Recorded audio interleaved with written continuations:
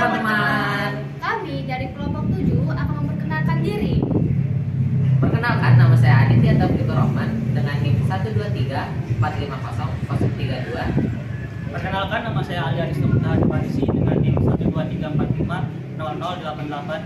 Perkenalkan, nama Mia Mustari dengan NIM 123450008. Perkenalkan, nama Puan Aswal Hasibuska dengan NIM 123450077. Dan kami akan mempresentasikan hasil tugas kelompok kami. Oke, tadi kemarin kita belajar RStudio operasi matematika.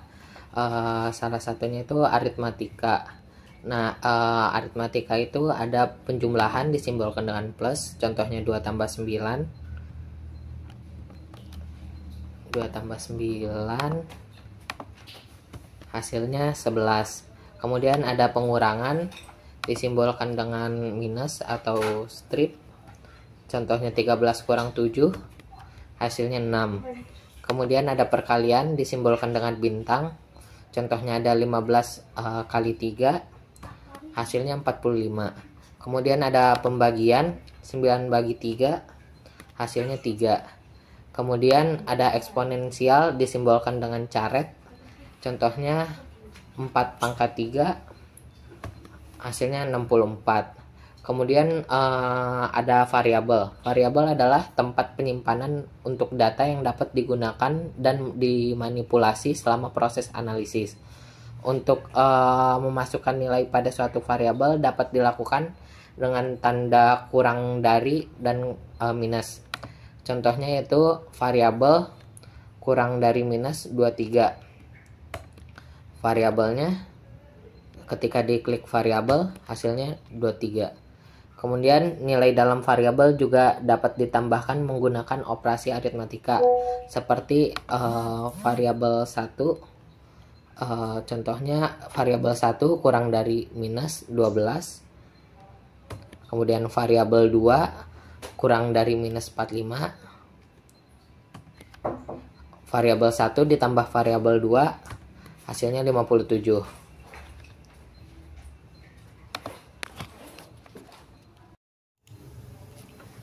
Selanjutnya adalah tipe data R. Tipe data R terdiri dari numerik, bilangan bulat, dan desimal.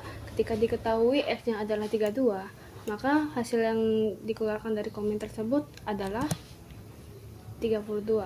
Begitu juga dengan selanjutnya U. Jika diketahui U adalah 8,4, maka hasil akhirnya adalah 8,4. Yang kedua adalah integer, bilangan bulat tanpa desimal.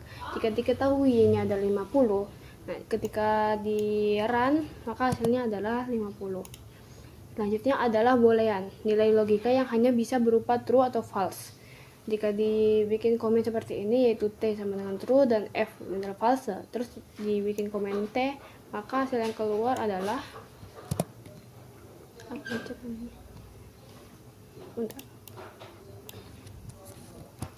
true. Selanjutnya adalah karakter. Karakter dengan komen char. Jika kita isi dengan hello world, maka yang keluar adalah hello world.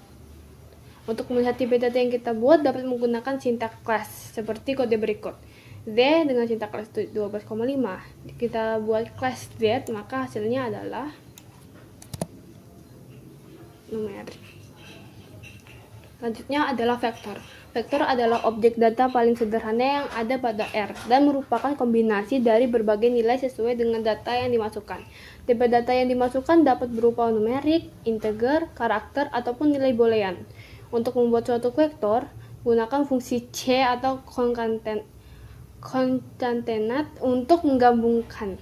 Berikut adalah contohnya. Vektor diketahui C 734, maka yang keluar dari komen tersebut adalah 734. Nah, jika kita bikin komennya seperti vektor 2 C S, D, maka hasil yang keluar adalah S dan D. Untuk membuat suatu vektor yang sekuensial atau berurutan dapat menggunakan titik 2 dan fungsi sekuensial pada R sek. Ini cara penggunaan fungsi kok susah banget sih kata-katanya, ya Allah. Untuk membuat suatu vektor yang sekuensial atau berurutan, dapat menggunakan titik 2 dan fungsi sekuensial pada R-sec. Cara penggunaan fungsi sekuensial dapat dilihat pada contoh berikut ini. Vektor 3 C1.2 15, maka hasil yang keluarnya adalah ini, berurutan. Begitu juga dengan contoh yang satu ini. Vektor 4 C sekuensial dari 1 sampai ke 15 dari 1, maka hasil yang keluar adalah selanjutnya adalah operasi perbandingan. Tuliskan kode-kode berikut bentar lagi.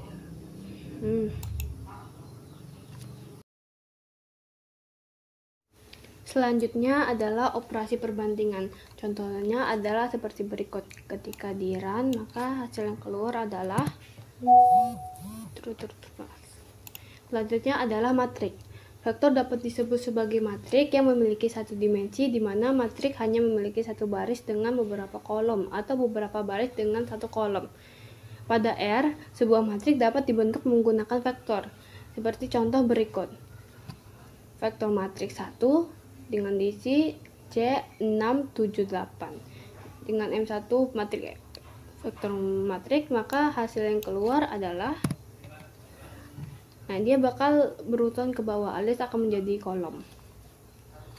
Selanjutnya adalah fungsi matrik, juga dapat digunakan untuk membuat matrik 2 dimensi dengan menggunakan fungsi nrow untuk menentukan jumlah baris. Dan fungsi byrow juga menentukan bentuk matrik berdasarkan baris satu kolom. Seperti contoh berikut ini. VM4 dengan C118.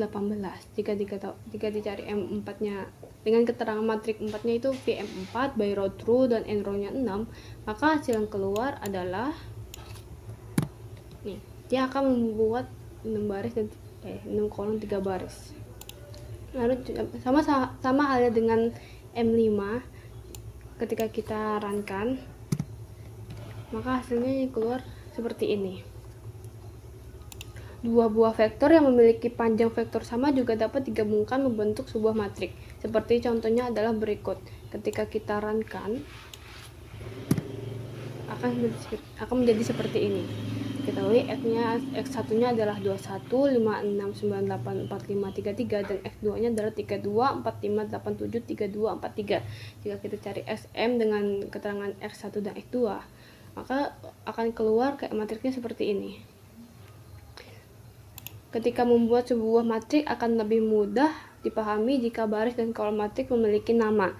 Penamaan pada baris dan kolom matrik dapat dilakukan dengan memanfaatkan fungsi column names dan row names. Berikut contohnya adalah seperti ini. Diketahui jika bikin kota Medan, kota Sidimpuan, dan bulannya adalah September, Oktober, November, Desember, Januari.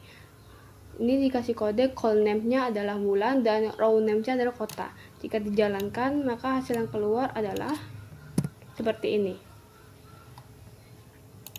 Operasi aritmatika matrik juga dapat dilakukan menggunakan R dengan menggunakan instruksi yang sama saat melakukan operasi aritmatika pada vektor. Contohnya adalah seperti berikut. Jika dijalankan, maka akan keluar hasil seperti ini. Dan begitu juga dengan yang di bawahnya.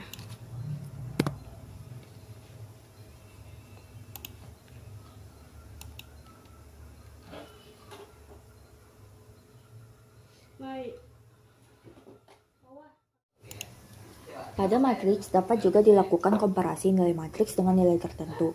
Misalnya, kita ingin melihat nilai pada matriks yang kurang dari 17. Contoh penggunaannya dapat dilihat pada kode berikut.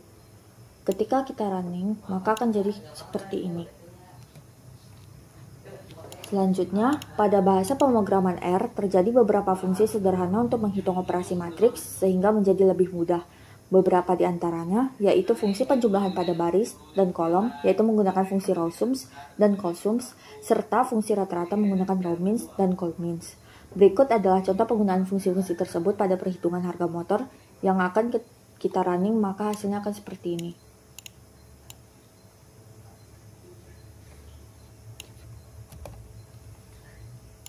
Selanjutnya, penambahan baris atau kolom pada matriks juga dapat dilakukan dengan memanfaatkan fungsi cbind untuk kolom dan rbind untuk baris. Perhatikan potongan kode untuk menambahkan baris berikut. yang akan kita running, maka hasilnya akan seperti ini. Selanjutnya, pada proses analisa data statistik, terkadang kita akan memiliki beberapa baris atau kolom pada sebuah matriks. Pada bahasa pemrograman R, pemotongan atau slicing baris atau kolom dapat dilakukan dengan menggunakan koma dengan angka sebelum tanda koma untuk menentukan baris dan angka setelah tanda koma untuk menentukan kolom.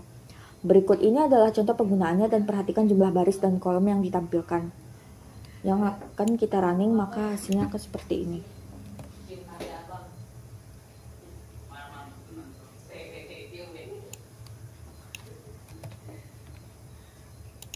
Selanjutnya, data frame. Data frame adalah bentuk struktur data yang menggambarkan sebuah tabel yang tersusun dari beberapa baris dan kolom. Untuk membuat sebuah data frame pada R, dapat menggunakan fungsi data frame. Berikut ini adalah contoh penggunaan fungsi data frame pada R.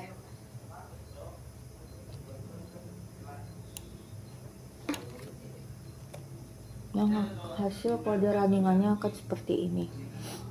Selanjutnya, pada kasus nyata, suatu data frame terkadang memiliki banyak kolom sehingga terkadang mengalami kesulitan saat menggunakan kolom tertentu.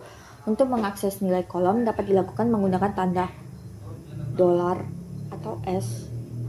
Dolar diikuti nama kolomnya. Perhatikan contoh kode berikut ini. Yang akan kita running, maka hasilnya akan seperti ini.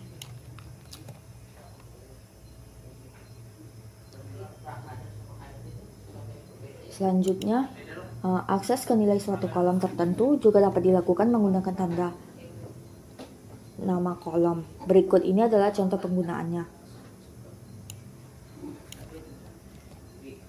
Yang hasilnya akan seperti ini. Selanjutnya adalah list. List adalah struktur data pada R seperti vektor, hanya saja dapat menyimpan tipe data yang berbeda. Pada satu list bisa memiliki tipe data yang berbeda seperti variabel, numerik, dan karakter. Berikut ini adalah potongan kode contohnya yang akan kita running, maka hasilnya akan seperti ini.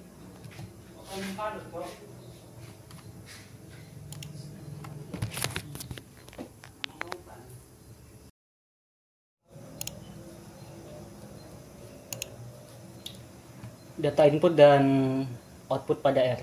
File CSV atau comma separated values merupakan salah satu file khusus yang datanya dipisahkan oleh koma yang juga dapat dibuka menggunakan aplikasi Excel.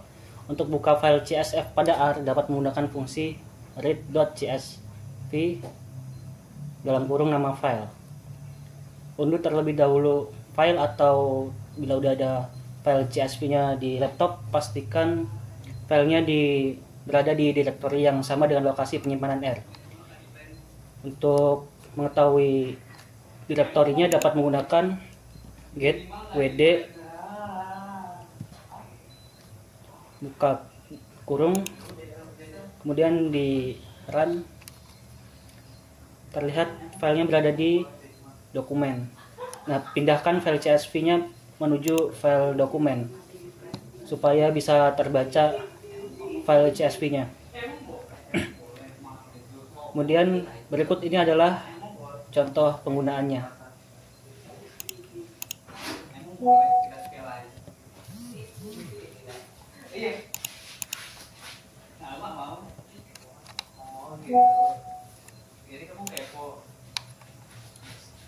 Nah, terlihat di sini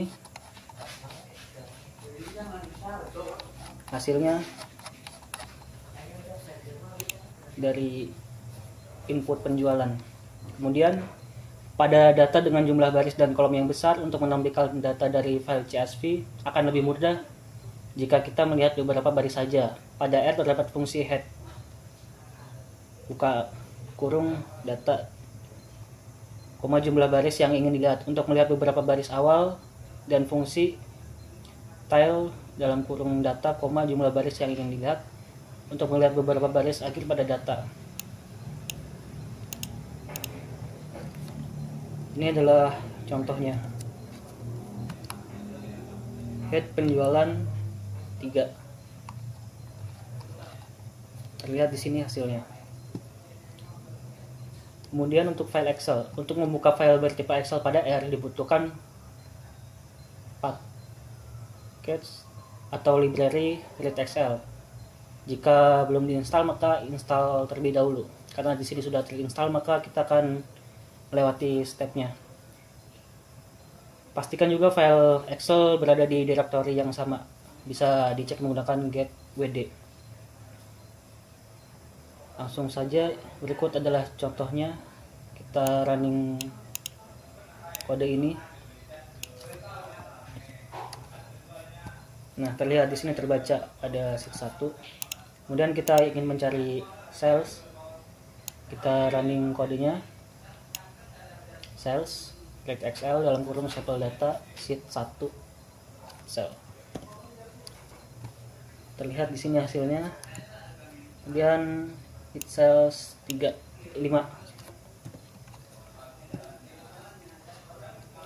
Untuk melihat jumlah data dan rata-rata pada satu kolom tertentu dapat menggunakan fungsi sum buka tutup kurung. Berikut adalah contohnya. Kita akan melihat sum sales ini ya. Ini terlihat hasilnya, value-nya. Kemudian mencari rata-ratanya menggunakan mean. Ini terlihat juga. Kemudian nilai minimum dan maksimum juga dapat dicari menggunakan fungsi-fungsi yang tersedia pada R. Untuk mencari nilai minimum maksimum kita dapat menggunakan min dan max. Kita coba running kode ini mencari nilai minimum dari value. Terlihat hasilnya. Kemudian mencari nilai maksimal dari value juga. Ini hasilnya. Kemudian jika ingin melihat ringkasan dari data yang kita miliki dapat menggunakan fungsi summary dalam kurung nama data. Seperti contoh berikut, kita ingin melihat sales, maka kita ketikkan summary dan sales. Kemudian kita running. Sini terlihat hasilnya dari minimum, mean, max, dan lain-lain. Pada hasil ringkasan ini juga terdapat beberapa informasi yang ditampilkan sekaligus dari data yang dimasukkan seperti jumlah baris, nama kolom, nilai minimum dan maksimum, nilai mean, median, serta kuartil. Pada kolom bertipe numerik, fungsi-fungsi juga tersebut dapat digunakan pada data CSV. Sudah, sekian saja. Terima kasih dan mohon maaf bila ada kesalahan kata. Sekian, terima kasih.